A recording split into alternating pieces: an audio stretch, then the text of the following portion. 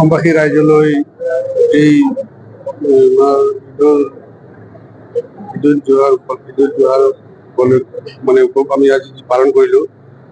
তাতে আমি আমাৰ ইমাম চাহেবৰ যিখিনি দোৱাৰ চিলা লৈ বিশ্ব শান্তিৰ বাবে আমি প্ৰাৰ্থনা কৰিছোঁ আৰু বিশ্ববাসীৰ যাতে বিপদ আপদ উপায় অমংগল এইবিলাক দূৰ হয় তাৰ কাৰণে আমি দোৱা কৰিছোঁ। আৰু বাকী থকা আমাৰ যিটো আজি চৰকাৰী নিয়ম নীতি বান্ধি দিছে আমাক, সেই নিয়ম নীতি অনুযায়ী আমি চৰকাৰৰ গাইডলাইন হিচাপে আমি যেনেকুৱা তেওঁলোকৰ নিৰ্দেশনা আছে সেইমতে আমি আজি কুৰবানীৰ নীতি নিয়ম মতে কুৰবানী আমি পাতি কুৰবানী দিম। আমি যিবিলাকৰ কুৰবানী আছে তেওঁলোকেও আমাৰ সেই নিয়ম নীতিবিলাক মানি কুৰবানীৰ মানে বিধি যিটো আছে আইনমতে সেই মানে আইন অনুযায়ী আজি কুৰবানী দিয়া হ'ব। আমাৰ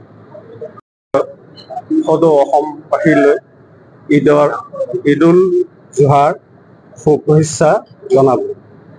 লগতে আমাৰ এই সাতগাঁও পুখুৰীৰ পৰা জুমে মছজিদত আমি ঈদৰ নামাজ আমি সম্পন্ন কৰিলোঁ আৰু সম্পন্ন কৰি আমাৰ কুৰবানী আছে, কুৰবানীটো আমি প্ৰশাসনে যিটো আমাৰ SOP দিছে সেই SOPটো মানি লৈ আমি কুৰবানী সম্পন্ন কৰিব যাই আছোঁ আমি এতিয়া বৰ্তমান।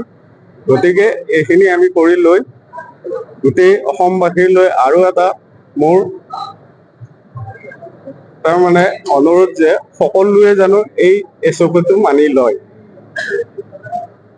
গতিকে আমি সকলো অসমবাসীৰ এই এঙাজৰীডাল আমাৰ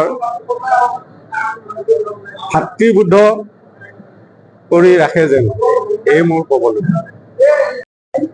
প্ৰথমে মই আন্তৰিক শুভেচ্ছা যাচিলোঁ আজি ঈদুল জোহাৰ নমাজ পঢ়া সকলোলৈ।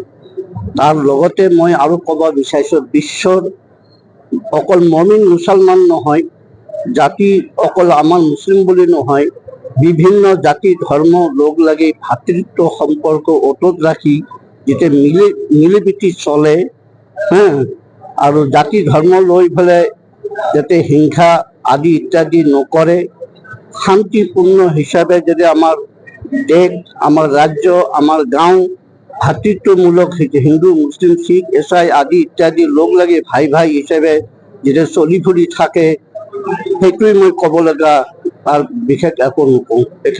যিকোনো খবৰৰ বাবে যোগাযোগ কৰক 7099017330 লগতে 7099017110 নম্বৰত।